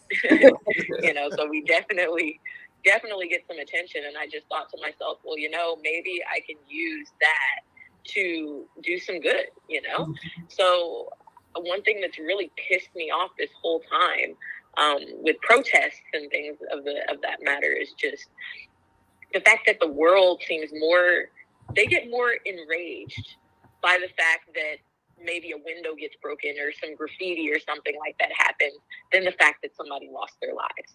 But it is just absolutely insane to me that broken windows, looters, rioters, whatever they want to call it, makes the headline over the fact that somebody lost their lives. And that's what people are angered about. So I said, you know what? Watch out, because I'm going to give these cameras something to look at, something that's just different, so that the story for once can just be different. Mm-hmm. And so I decided to take my horse to that protest. And it's actually hilarious, because the protest wasn't set to start until 9. And I went sometime around 6, when there was, smaller groups of people and lots of families and that sort of thing. And so the headlines really are Brianna Noble led this whole protest. And it's funny, media sort of spins things the way that they want. So I always like to tell people the story that, no, I didn't actually lead the protest. I walked around and I walked up, and a group of people saw me and they go, look, a horse.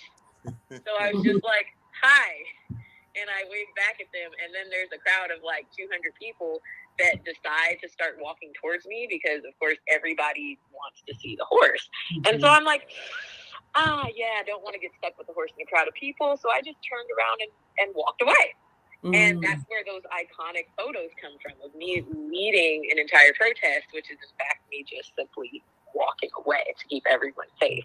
But I am so glad that those pictures were caught, because with that attention, I'm not a person that, I'm not really interested in having attention on myself, but I realized how powerful attention can be. And I've used that to really help fund my nonprofit, which, as my bio says, uses horses as a medium to inspire positivity in my community, because that's really all my goal has ever been, is to just feel like I'm giving back something and I'm changing the world a little bit for the generations that are next to come. Brianna, how did Mulatto Meadows and Humble initially become a reality? And what is the history of how this dream came to fruition? Thank you. Well, I'll start off with the name, because especially anytime I'm around Black people, our community kind of give me a funny look and they go, your name is what? And I say yes, and I lift my chin and I say yes, my ranch name is Mulatto Meadows. And then I get some of them crazy looks just a little bit, and they're like, honey, do you know? I've gotten a couple of, well, bless your cards, and anybody that's from down south knows that's not always exactly a compliment. Mm-hmm. But I've definitely gotten folks that will ask me why my ranch name is Mulatto Meadows, and I love to share with them that story. And it's because my grandmother, her grandfather was born in Spanish Morocco, and that was of course, a derogatory term that they would use to describe him and his fair skin and different features. And I knew the derogatory nature of the word, but it was very interesting to me, because as I grew up around my grandmother, I'd noticed that she would also often use that term as a beautiful word, like as a term that describes, a light-skinned, beautiful woman that we are. And so it really hit home for me, like how interesting we are as a people, that we just consistently turn bad things into good things. And it started with us back in slave days. The slave owners would give us basically their garbage and their shit, and we turn it into soul food. And to this day, everybody loves soul food. We take the death and destruction in our communities and we turn it into artwork. We turn it into paintings. We turn it into music that the entire world loves. And so for me, my family is also a mix. Mulatto is a term that can be used to describe something that's amber and light, and that's the color of the hills. And I love the summertime when the grass is all dry and blowing in the breeze. And most people don't see that as beautiful. They like it when it's green, but I've just always loved that rich, deep gold color. And then my family, as I said, my husband is from Mexico, and so our daughter is a mixture of both shades of brown. my disciplines, horseback riding, we have disciplines. Think of it just like dancing, where you can have ballet, you can have, street dancing, that sort of thing. It's the same way for us. We sort of have different genres. And I'm one of the very few riders that does both disciplines, both Western and English. So therefore, I'm a mix. I also take horses. I do a lot of rescuing, and I take horses that people see as basically pieces of shit, and I turn them into really good animals that can then live the rest of their lives making people happy. So I choose to keep the term mulatto because there's just so much bad in the world, but I'm choosing to take all of that bad and turn it into something positive. So that's really why my ranch name is Mulatto Meadows. So this ranch is something, it's always been my dream. So this really started for me, as young as 14, 15 years old. I'd work for nonprofits, and I really, really love to teach and see more of our community in the agricultural world, because here in California, especially, there aren't really any brown faces in horses, in ag, and anything. So any opportunity I can have to expose people, to help, to teach, I definitely utilized it. So as I got older and you'd see these nonprofits sort of pop up and then go away, I just sort of decided that it was much easier to do my own thing. So I started with a for-profit camp, and I'd always do that to make a living. And I just thought to myself, well, I can do a little bit of good. I don't have a lot to give, but if I make all this money in summer camp, then I can just work for free, and I can get a group of inner city youth of color out to experience the same thing that these white kids would experience. So that's what I would do every year. And it's just out of my own pocket. We'd have a really, really good time. And, I always had the dream that once I was old and retired and I'd made my money in life, I'd have this ranch where that was all this was about, which is getting, of color people into not just the equestrian world, but into the agricultural space. So when everything happened with the protest, it got, even though I had been doing this for years, it's just something sort of on the side I was doing. It enabled me to really build this whole thing out and turn it into what I thought I would be doing when I was 60 or 70 years old. So I feel very fortunate to be 26 and basically living my dream and really helping to diversify, not just the equestrian, but the agricultural community. If there's one thing that I'm proud of at this moment is that, in my lifetime, I never thought I would see someone that looks like me on the front of a horse magazine. I never thought I'd pick up a Tractor Supply magazine and see a Black person, and to basically become the face of diversity, equity, and inclusion within the industry is amazing. And you have so many people asking why there aren't more of us in these industries. It's definitely been an experience.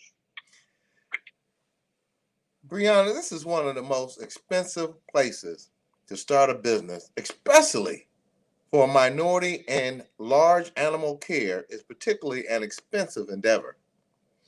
What are some of the struggles you have faced as a woman of color and 26 years old entrepreneur in the San Francisco Bay Area? Thank you. Well, you just said it all right there. I'm a woman. I'm an entrepreneur. I don't come from anything. My family is from 62nd and East Oakland.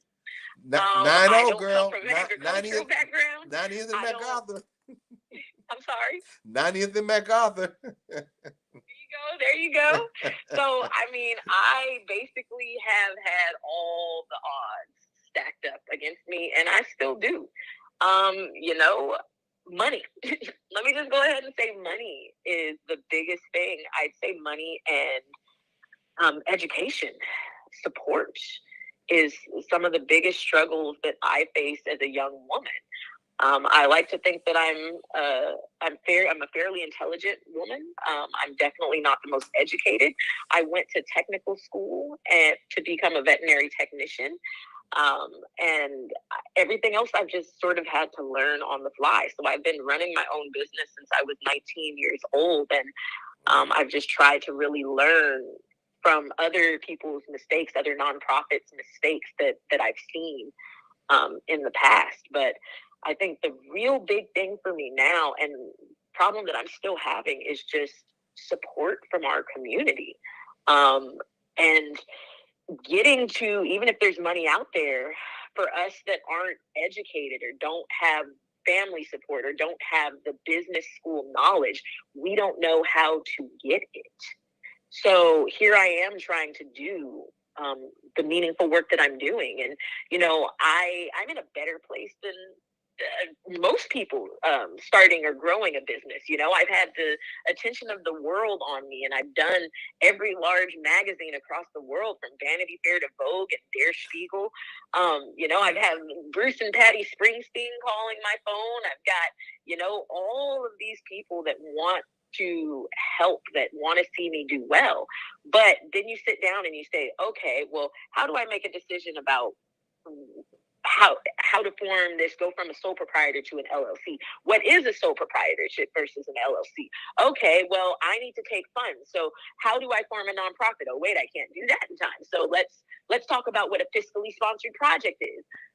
What are all these different roles within a business? How do you do this? How do I do taxes? How do I grow my business here? So many of those questions where, again, like I say, I like to think of myself as an educated woman, but those are all things that I've had to learn on the fly, that I've had to Google, that I've had to pick up the phone, you know, and try to call and figure things out. And I'm still doing that to this day. I'm really learning as I'm going, but I definitely feel the lack of support in terms of help from within our community to help educate young business owners. You know, I've, like, here in the Bay Area especially, I see so many programs that are here to help, you know, the homeless, or here to help, you know, people on drugs. And all of those are beautiful and great, you know, and I feel like they're there to uplift our community. But I definitely feel like there's this divide where it's like, I'm not rich. I'm definitely, you know, not the poorest of the poor at this point either. I think I've done okay. But I feel like us folks that are, you know, lower middle class people trying to really put roots down in our community and do something, I definitely feel like there's a lack of programs and education and support for people like me, because the biggest thing that I could really utilize is mentorship, is just some guidance. You know, this isn't stuff that they teach you in high school, unfortunately. You know, we come out of high school not even knowing how to pay our taxes. So I just think that it can be really hard to do well when you don't know what success looks like. You know, when you come from a place here in Oakland, you know, where, you know, I wasn't surrounded by people that own businesses. I wasn't surrounded by family that, you know, was really, really well off and that could model the right way to do things for me. So I definitely think that the hardest thing has just been trying to figure this all out on my own. And continuing to just try to piece everything together. So I really hope that here with my program as well, for other kids of color and inner city folks that are coming into the agricultural space, we can offer some of that mentorship, and hopefully people don't have to work as hard and make the same mistakes that I do and I will continue to make in my pursuit to find success with this. Dr. Ashley? Yes, I just first want to respond to that, Brianna. It reminds me of the story as you were talking about bringing your horse, and through your passion became the leader, the other designated leader of the protest. And as a Black woman, I'm just curious about how we can support you in networking and getting you connected with mentorship. At BBRT, we talk a lot about those connections that happen on, during the podcast and behind the scenes. But I think you raise a very valid point about access and how often the knowledge that gets us into doors and gets us maintaining so we can reach back and pull forward and connect, create this chain. I know you're doing that with youth, but how can our listeners and viewers support your efforts currently?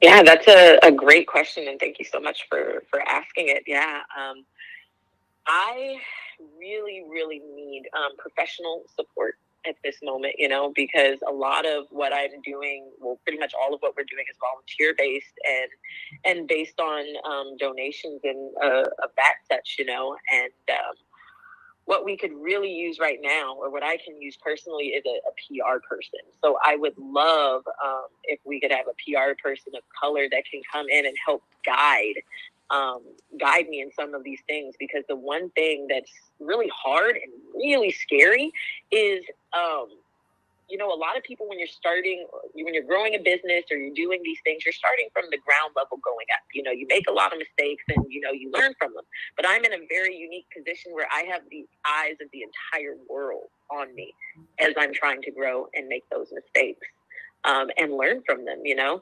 So having a really good PR person, you know, I had a woman that was on board with me before, but you know, she's having some sickness and illnesses and stuff, and not having that support at the moment is probably the biggest hardship that I'm having, is how to interact with media, you know, just how to get what we're doing out there, you know. I didn't realize how important that having that support system alone really is.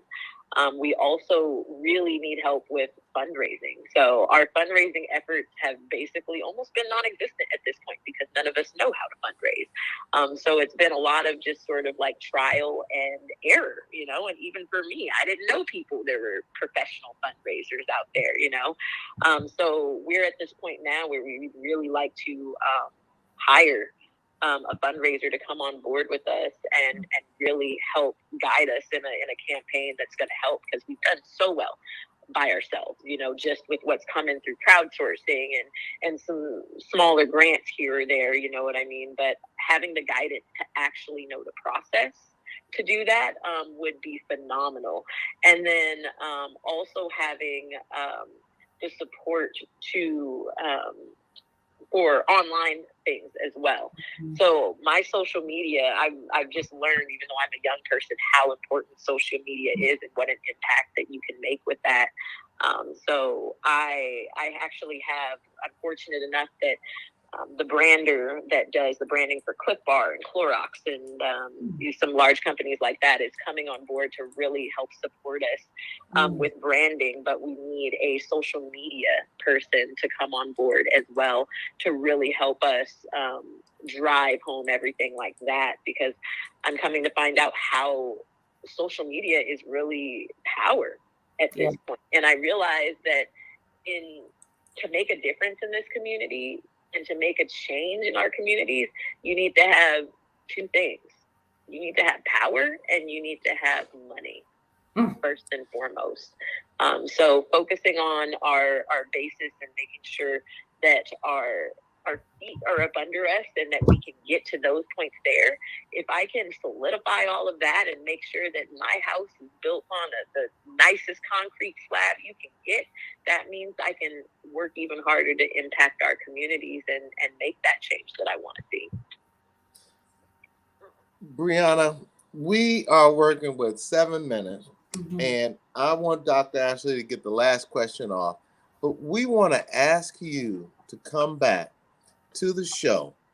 And as you can see, we've even got our leader, Doni Glover.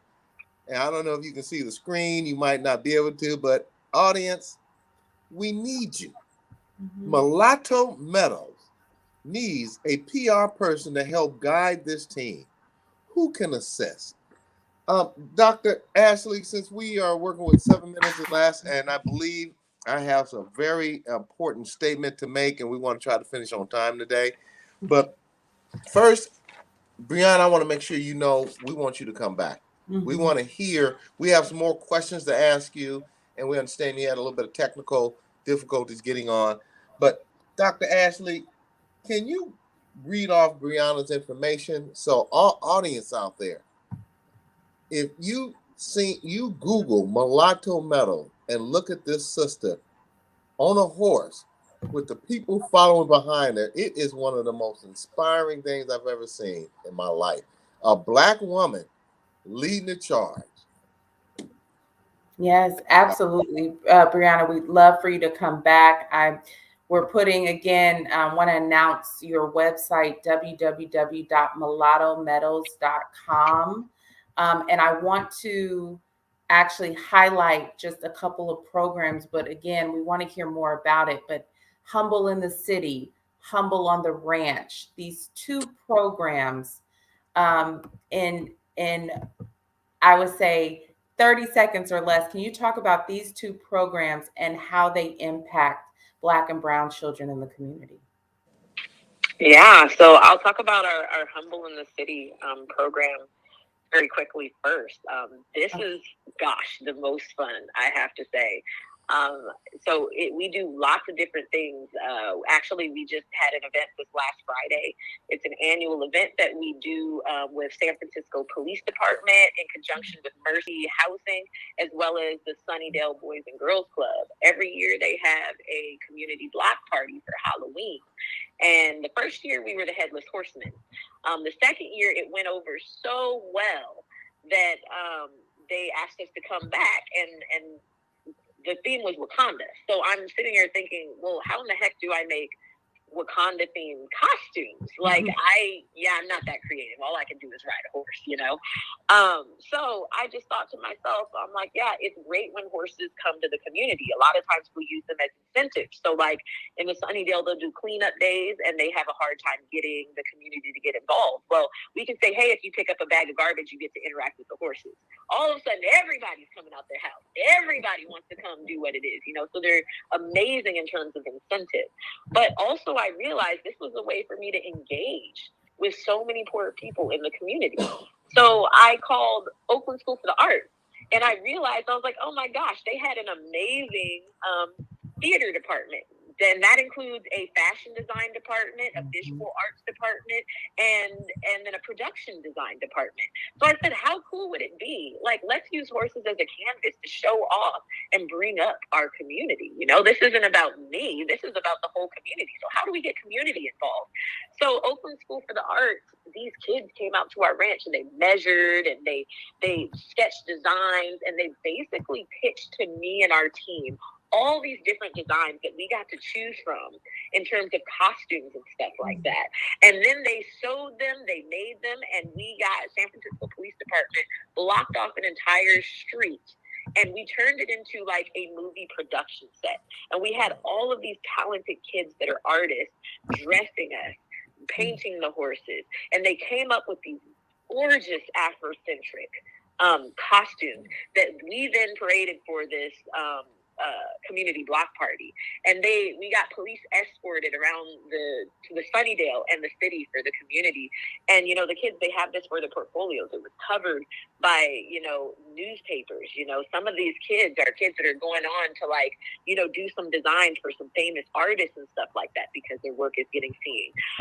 So that's just one thing that we do, you know, in the Humble in the City. So this year we actually did a Michael Jackson themed thriller for our year, working with Oakland School for the Arts again, and we worked with the Dance Conservatory in San Francisco to do a flash mob out there. So we do a lot of fun stuff out in the city, including, you know, COVID, I couldn't do much, so we took our horses to East Oakland Collective, and just to put a smile on people's faces as they were picking up food. You know, we felt like we couldn't do much, but that's what we could do. So that's what we do for Humble in the City.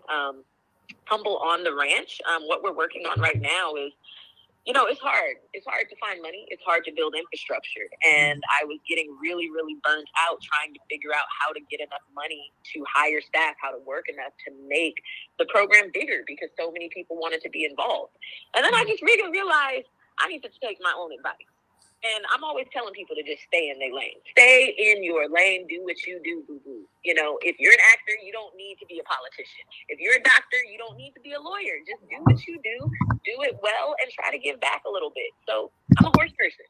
I don't need to be Brianna, the CEO. I don't need to be Brianna that's doing everything in the world. What I need to do is run my little business here, run my ranch. That's what I do great. And then I realized that there's so many other organizations that are here that impact those communities that I want to impact.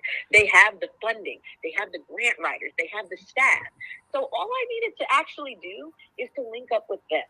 So what we do here for our Humble on the Ranch is we invite any nonprofit out, any organization out that wants to utilize a facility for outdoor programming.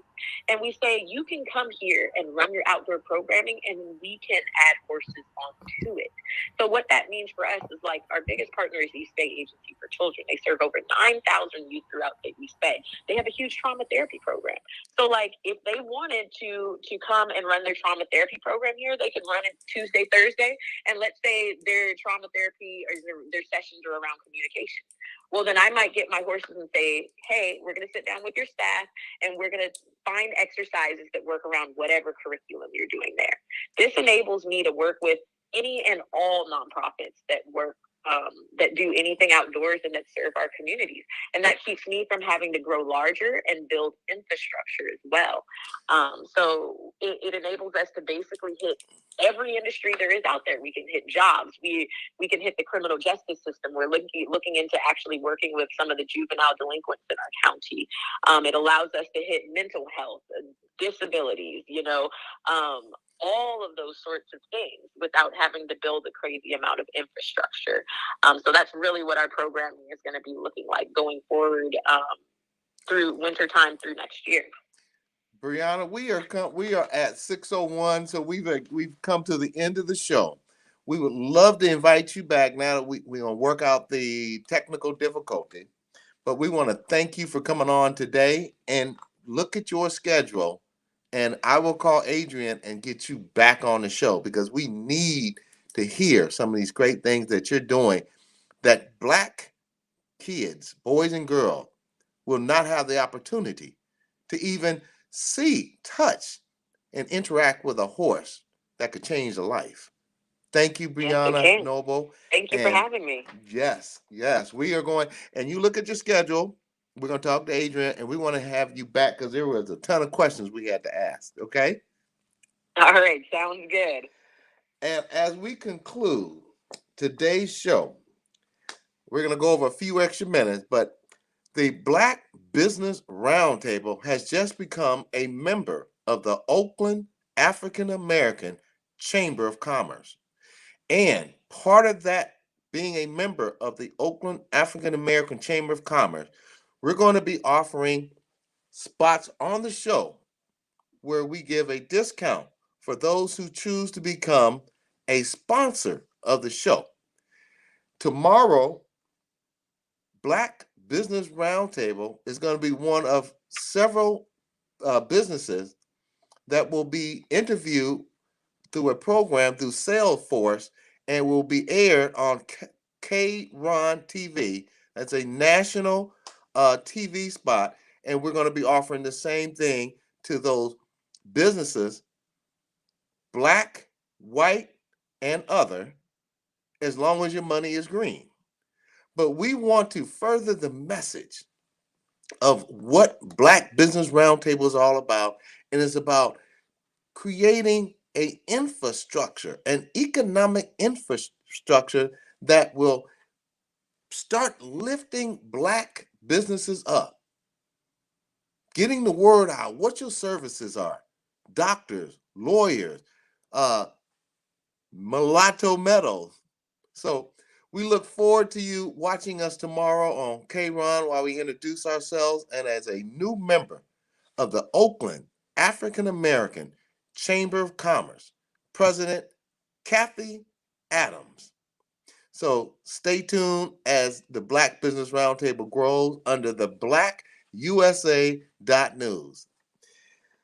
Thank you to our weekly special guest, Dr. Ashley Coleman, Doctor of Psychology, and Janani Ramachandran, Esquire, our grassroots fighter of human rights in Oakland, and returns next week.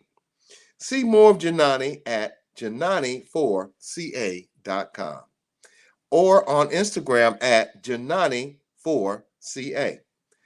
Thank you to Trent Willis, current president of the ILWU Local 10, and Brianna Noble, founder of Mulatto Meadows, along with Humble, an Oakland-based equine program dedicated to positively impacting youth from disenfranchised community.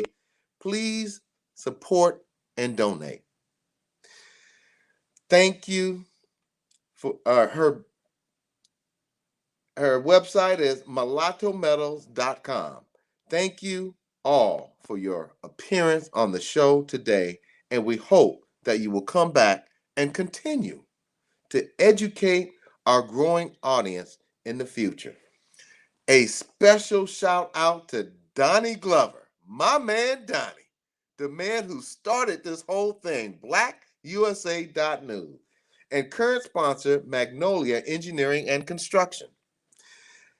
To join our Black Business Roundtable advertising family or to be a possible guest on the show, reach us via our email, bbrt2021@hotmail.com.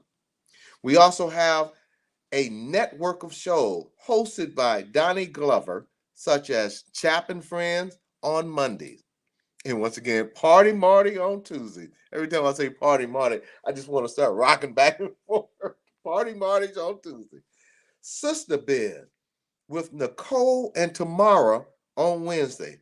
Now, let me tell you, Nicole and Tamara, you guys are doing a wonderful, wonderful thing out there, and I really enjoy watching your show. BlackUSA Crypto News with Kamal Hubbard on Friday. And Kamal, brother, I've learned so much about this crypto. I'm looking at investing myself very soon. Thank you for your input and your insight and educating our audience on crypto. Be sure, check out these Black voices and guiding lights of our community. Thank you, audience, for tuning in. And remember, together, we can listen, we can learn, and we can share, because I know you care.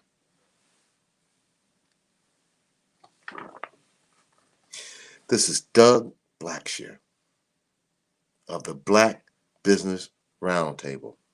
God bless and good night. Thank you.